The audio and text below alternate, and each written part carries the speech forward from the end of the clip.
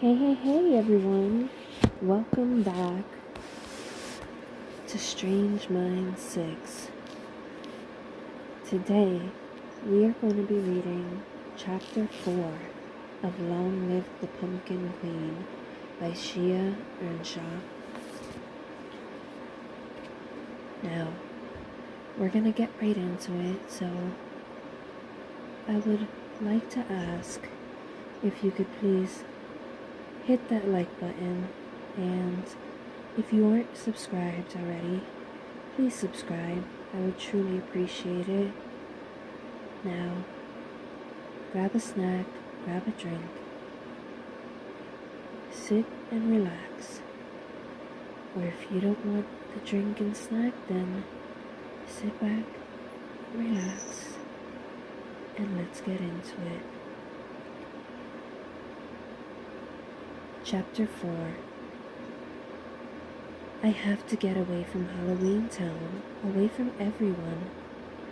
My mind hisses with overcrowded thoughts, like poison bubbling over, left to simmer too long on a crackling fire. I wanted this, didn't I? To marry Jack? But I never truly wanted to be queen. I was happy to remain a rag doll, imperfect, broken in places, hair straight as a board, and dry as bone, a girl unchanged. But that's not true either.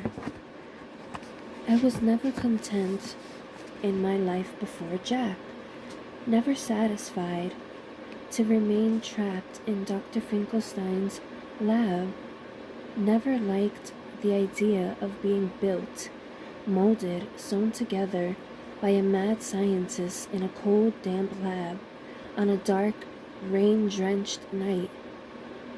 I wanted something else, something more than the life I was given. But now I'm queen, and it feels like there are missing pieces. Missing pieces between my two lives. Seams not properly folded together, jagged and knotted. Parts of myself I don't quite understand. Night lies heavy over Halloween Town, and I make my way quickly along the outer edge of town, through long sinister shadows, until I reach the cemetery. Zero appears in the doorway of his small tombstone doghouse. Eyes black as night, ears raised. He zips after me, nose glowing, golden orange in the dark, and together we cross over the narrow stone bridge, leaving Halloween Town behind, and pass into the starless gloom of the forest. I need the quiet of the woods, the cool night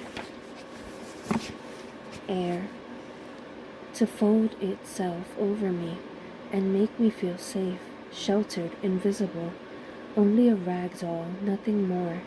Dr. Finkelstein used to call me a foolish dreamer. He said I spent too much time in the garden or peering up at the night stars, a girl who lives inside her own head. I knew that my life would change when I married Jack, that it wouldn't be a simple elf princess and her frog prince kind of fairy tale. But I hadn't imagined this, that I would finally be free of Dr. Finkelstein, but still not feel like myself. A girl whose life had always been decided for her, and would discover the same dark prison walls once she became queen. And I wonder, do other queens and princesses and duchesses feel as I do? In other realms, other times, have they peered at their reflection in ponds and warm bath water and magic mirrors and wondered who they've become, how they lost the girl they once were? Certain that they are more than a puppet, strings yanked this way and that, pulling them apart. Does Ruby Valentino catch sight of herself in a shop window from time to time and not recognize the woman staring back? You think I'm the same girl, don't you, Zero? I ask as we make our way deeper into the woods, under the cover of starlight and swaying bare branches. Zero's nose glows brighter, and I run a hand along his pale ghost body. He is both solid and made of cool winter air, and sometimes I swear I can feel his ears beneath my palm, while other times my fingers pass right through. He is both here and not here, alive and dead. And right now, he feels like my only friend, the only one who thinks I'm unchanged. Made of the same linen and blue thread, everyone else in Halloween Town seems to think I am someone entirely new, a girl with a royal title whose hair should be like the silken threads of a spider's web, with coffin-straight posture and a crown of feathers atop her head. But I am not these things. The leafless branches of the forest cast long vertebrae shadows across the ground, and I tear away the black chiffon fabric pinned over my patchwork dress, leaving it in a heap behind me. I rip off the crown and toss it into the thorn bush, where it snags on a branch, hanging there like tinsel on a tree. With Zero zipping along beside me, I break into a run, wanting to feel the cold night wind against my patchwork seams, needing to feel the distance between myself and the town. The sky is speckled with needle pricks of starlight, and even though the moon is hidden beyond a low layer of clouds, I know the path ahead through the trees. I follow it down a low gully, then up the other side where the branches hang and stoop like old cobwebs after it rains. The air turns cool, and at last I arrive at the grove of 7 trees, the place where Jack and I stepped through the heart-carved tree into Valentine's Town, as if my legs have led me here without real purpose. Zero hovers nervously beside me, looking back down the path the way we came. He doesn't like it here, in the dark of the trees, so far from town. But I walk into the center of the grove, running my palm down the trunk of each tree, feeling their carved bark made smooth by each symbol: a green 4-leaf clover, an egg decorated in hues of pink and blue. I stop at the rose-red heart, the entrance into Valentine's Town. I could open the doorway and slip back into its realm. I could escape for a day or two, pretend I am someone else. Maybe I could even find Ruby Valentino, tell her that I'm not sure I want to be queen, that I don't even know how, and she will offer up some advice to calm this ache in my chest, this nagging, prodding sense that perhaps I am living the wrong life. Maybe I don't belong in either place, in either life. A girl in Dr. Finkelstein's lab, or a queen. I touch the shiny golden doorknob, already smelling the sugary sweetness, the hint of caramel and rose petals, when Zero lets out a quick high-pitched bark. I drop my hand, turning, but he's nowhere in sight. The wind sails among the branches, and he barks again, somewhere beyond the grove of trees, deeper into the woods. I follow the sound.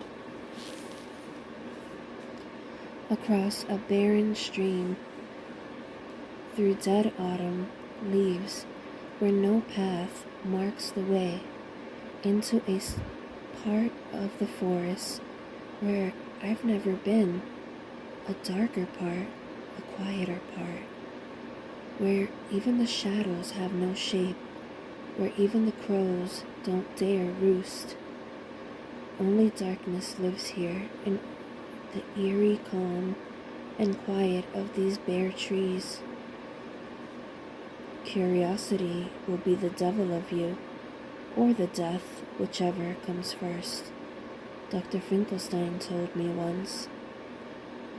It was a warning to keep my restless mind from wandering into places it didn't belong, to stay quiet and stay put. But I was never any good at either. Zero barks again, an excited yip, like he's found a freshly rooted, rotting bone. And I step around a thicket of thorny vines, but when I spot him, it's not a bone or a carcass he's standing over. He's facing a clot of brambles and briars. Nothing that seems like anything. Nothing out of place. Come on, Zero, I call, patting my leg, but he begins tugging at the interwoven vines, biting at the long dead brambles and yanking them back. I step closer, squinting through the dark, wishing I'd brought a candle. And then, at last, through the strange formless shadows, I see it, a tree. But not just any spiny tree. Something is carved into the trunk, a smooth purpose etching just like the 7 trees in the grove. I begin yanking away the last of the briars, thorns snagging at my linen flesh, my bare legs pulling at my seams. But I keep going. I need to see, I need to know for sure. And when enough of the choking vines have been torn away, I blink, refocus, to be sure it's real. A blue crescent moon has been carved into the rough, worn surface of the bark. It's a tree like the others, a doorway, an entrance into another town.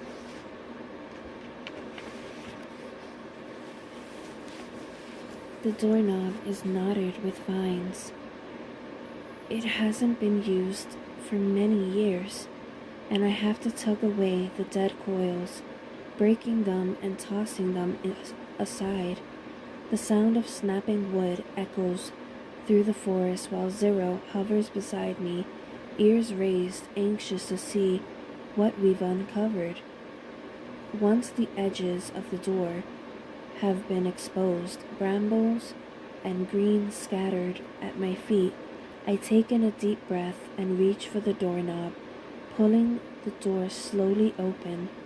In an instant, the wind catches the oval-shaped door, a sudden gust as if by magic or malediction, and flings it wide. I stagger back, grabbing one of the vines to keep my balance before pitching headlong into a thorny tiger's eye bush. Blinking, I sweep my hair back from my face and peer into the dark cavern of the open doorway. Zero zips close, whimpering, sniffing this strange, unknown tree. The doorway smells of lavender, of freshly brewed chamomile tea, and my dull eyes flutter, suddenly heavy like silver coins placed on the eyelids of the dead. I feel the soft, dreamy tug of a gentle wind. easy and quiet, like bedding down in a knoll of moss or sinking into a cellar without sound.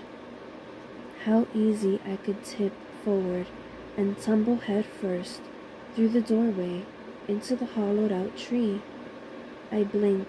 I run my fingertips along the edges of the doorway, feeling the roughness of the bark, the dark interior beckoning me. I swallow, starting to ease my way inside. One leg stepped through, head craned into the hollow, endless darkness. When Zero tugs against my arm, I feel him pulling against me, the low growl from his throat, while my mind is lost to the quiet of the doorway, the hum of winds in my ear. What is this place, I wonder? What waits on the other side? Zero bites harder, yanking against my fabric, flesh, and I begin to hear the breaking of threads as the seam across my shoulder starts pulling apart. Zero, I say softly, my voice slipping from my throat, lost to the dark cavern of the doorway, noiseless and numb, like an echo singing against my skin. But then I feel a sudden pop, pop, pop, as the rows of threads along my shoulder break apart, giving way, and my arm snaps free of my body.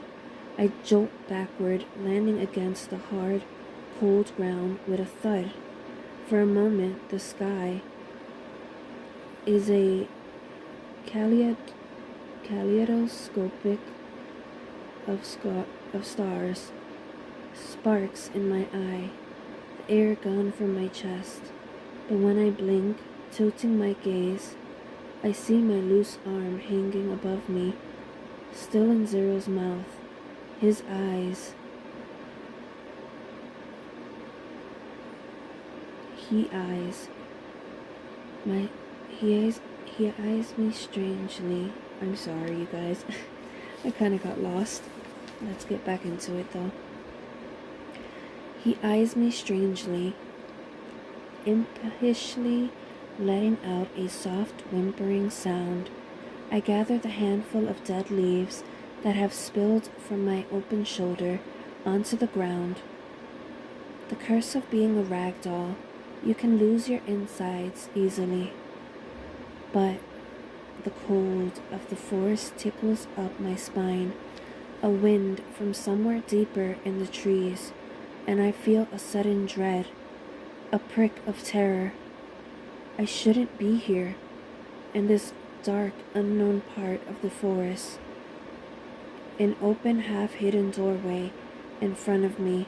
Zero barks, his voice muffled by my arm, still clamped in his mouth. I reach out for him to retrieve my arm, but he flits just out of reach. Zero, what are you doing? I stand up awkwardly, then move towards him, but he drifts farther up the path, as if this is a game and now I'll have to catch him. Zero, I call, but he's moving faster now, zipping up the path, darting through the trees. We reach the hinterlands, but Zero keeps going, zigzagging through the bony elms to the edge of the forest, dried leaves fluttering out from my shoulder, leaving a trail behind me as I run. We cross the narrow bridge through the gate into Halloween Town, and it's not until we reach the cemetery when Zero finally drops my arm onto the cold ground. His tongue wags from his mouth, and he makes an excited little yip, but I shake my head at him. Bad dog, I say softly, not truly meaning it.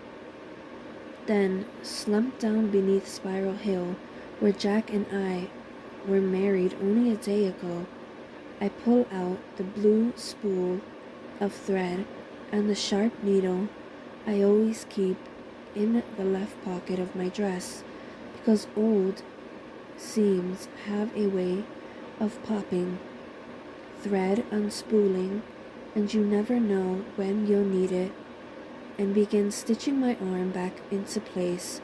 It takes longer than usual. Some of the linen has begun to fray along the seam, and I need to gather a few spare dead leaves from the graveyard to fill my shoulder socket all the way. It's a ghastly thing to lose an arm, or any part of yourself, really, to feel disconnected from your body, not quite whole, and I've always wished Dr. Finkelstein had stuffed my insides with something other than dried, shriveled leaves tossed aside by the trees, cotton perhaps, or rose petals, something silken and ladylike. Once I've tied the string into a knot and broken the end of with my teeth, I sink back against the curve of Spiral Hill, the full moon in the sky, the hour well after midnight. I know I need to go find Jack. I will tell him about the other tree, the secret doorway beyond the Hintergland Grove, and I will tell him something else, that I cannot be queen, that I cannot be the queen the mayor and witch sisters and the vampire prince want me to be. I know what they expect of me, a proper wife, a proper pumpkin queen, but none of it feels like me. I will tell Jack about the gnawing ache between my fabric ribs, and he will see in my eyes that I need things to stay the same. He will kiss my cheek, my hand, and tell me that he'll set things right.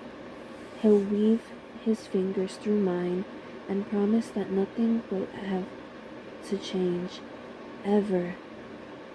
I let my eyes slip closed, feeling the cold night air against my overheated skin. I let myself imagine that Jack and I are back in the little cottage beside the chocolate river. Just the two of us. No witch sisters, no All Hallows Eve party to plan. Only the silence of his breath in my ear. Only the quiet, quiet, quiet. And nothing else. Nothing at all. Chapter 5. The sun has begun to rise, a blazing orange pumpkin tottering against the hazy skyline. I wake with a jolt, scrambling to my feet. I've been gone all night. Surely Jack's been worried, pacing the house, wondering what's happened to me. Zero, who must have fallen asleep next to me, makes cartwheel loops around me, anxious, and we leave the cemetery, making our way past the old lopsided tree house where Lock, Shock, and Barrel live.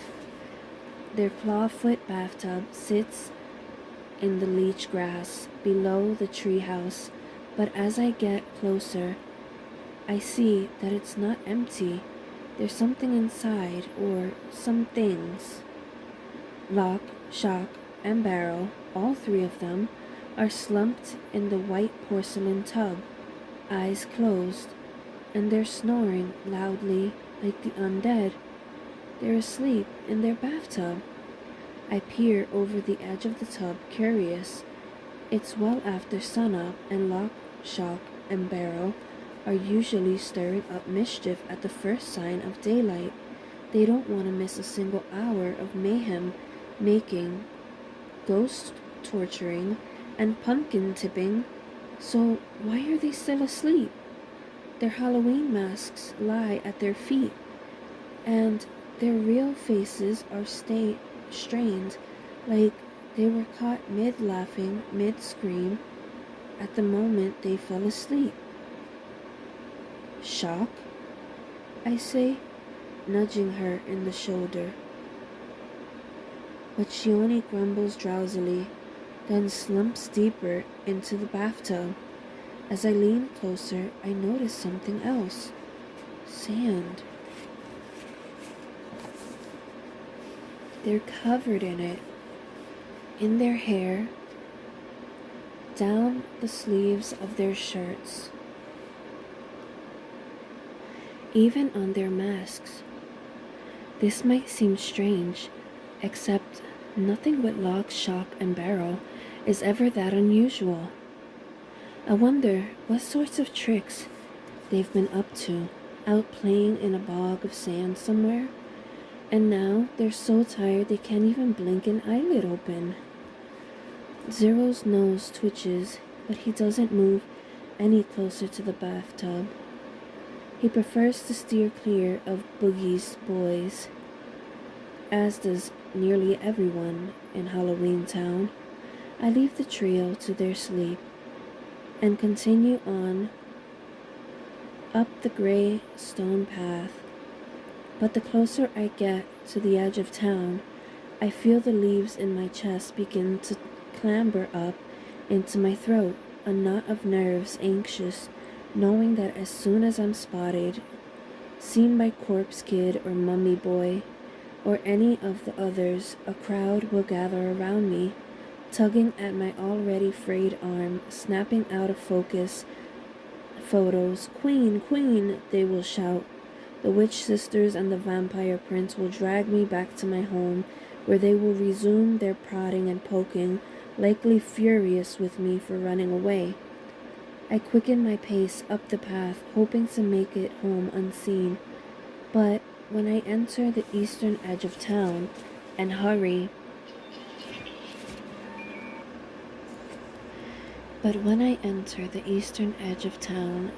down the alleyway behind the old slanted tool shed where Behemoth makes his home, sleeping on a too small cot between graveyard shovels and pickaxes, I sense the quiet, the chill of no voices, no footsteps. I step through the long, silent shadows of the alley and into the town square. The air is perfectly still, silent as a morgue. No wind howling through hollow doorways, no rattling bones from the skeleton tree, no accordion or saxophone echoing up the streets from the corpse band.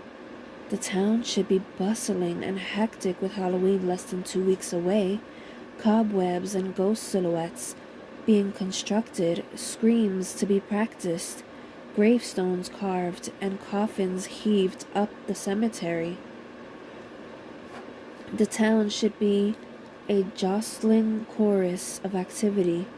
Instead, it feels like a place populated by the dead, the real dead, the never going to rise again kind of dead.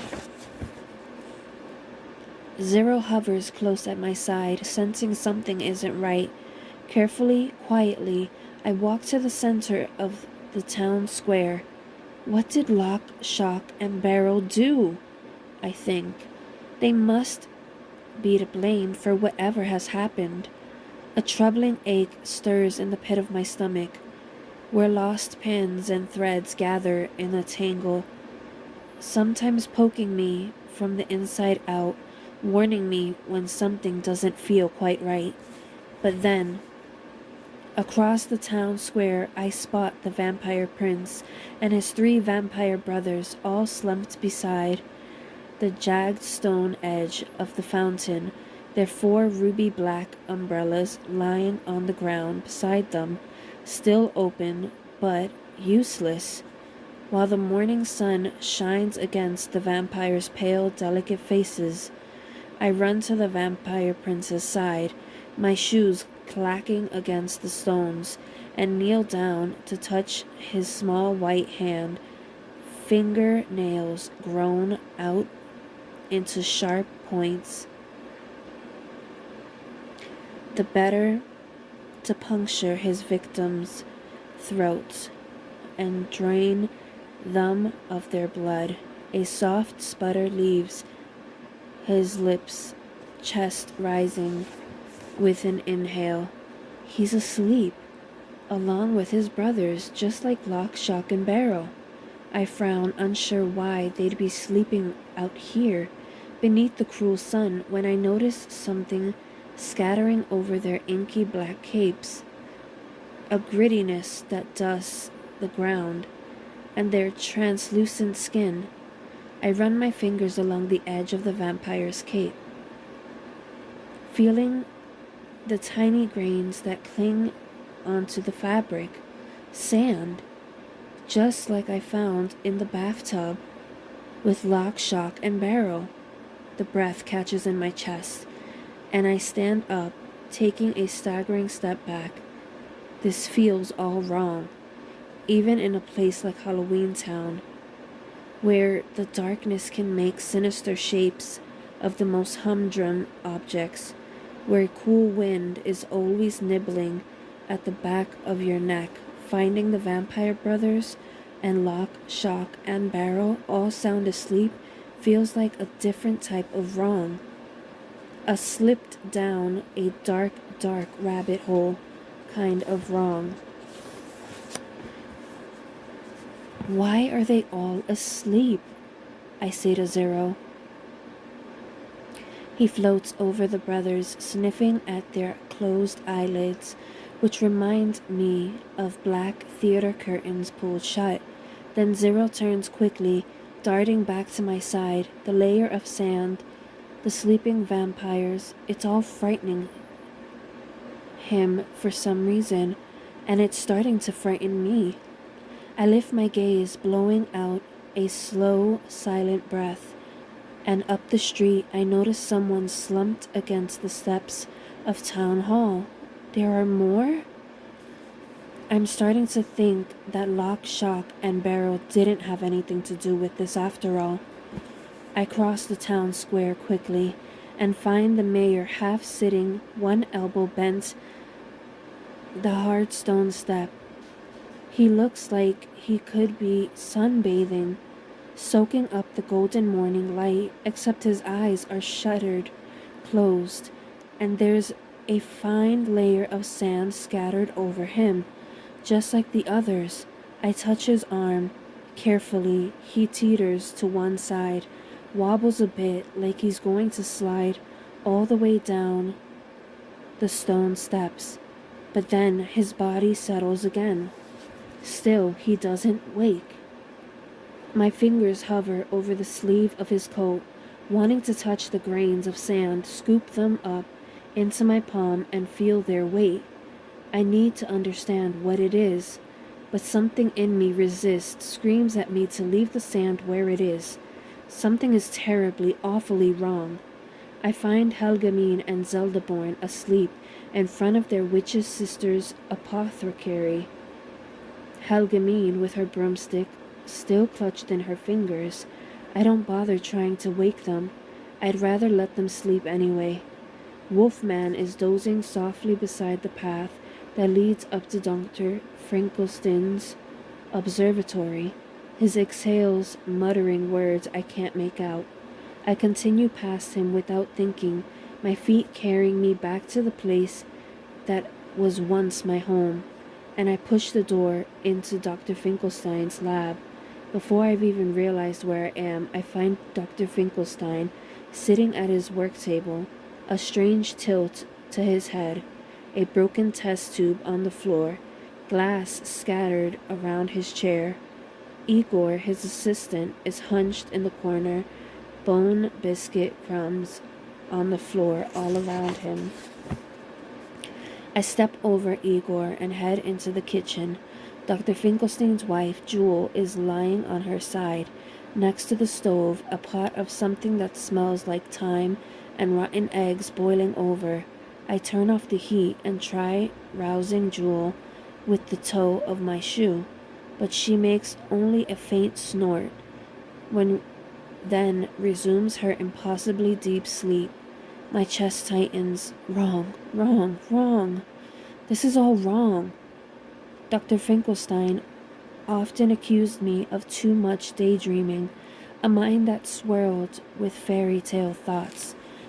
But I am also practical, logical.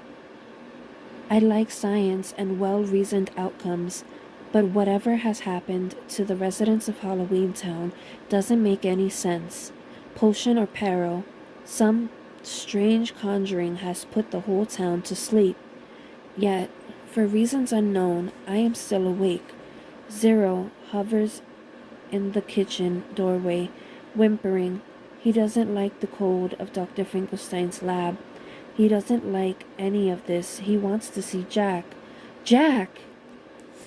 My leaves stir wildly in my chest, and I sprint from the lab and dart across the town square, Zero flitting alongside me. Past residents slumped and sagged and collapsed. Where they had stood, I slam open the gate and run up the stone path to the house. The front door has been left ajar, and it thuds back against the wall as I push my way through. I check Jack's office first, empty. His sketches and architectural plans for Halloween Town have been left scattered across the table. A few tumbled to the floor.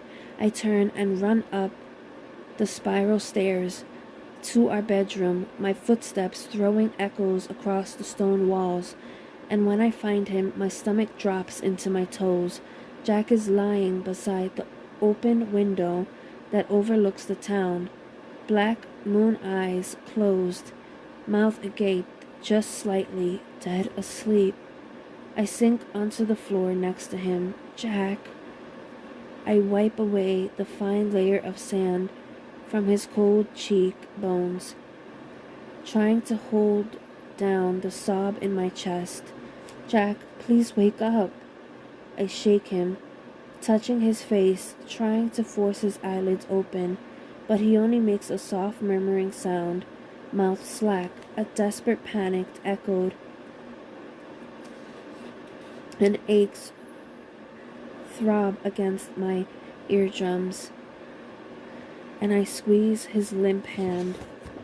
Finding the others asleep was unnerving, but seeing Jack lying beside the window, unmoving as the rest, makes me feel like I'm about to break open, dead leaves bursting through my fabric chest. Tears begin to stream down my cheek, landing on the floor in tiny salty puddles. I need you to wake up. I shake him again desperately, but his arms hang like dead branches to his side. Zero drifts close to Jack, nudging him in the cheek, but it makes no difference. Jack is asleep, just like the others, and there is no waking him. And that will be the end of both chapter 4 and 5. Tune in next time, and we will read chapter 6 and maybe another chapter. But I bid you all a good morning, good afternoon, and good night. This is Ruby, signing off.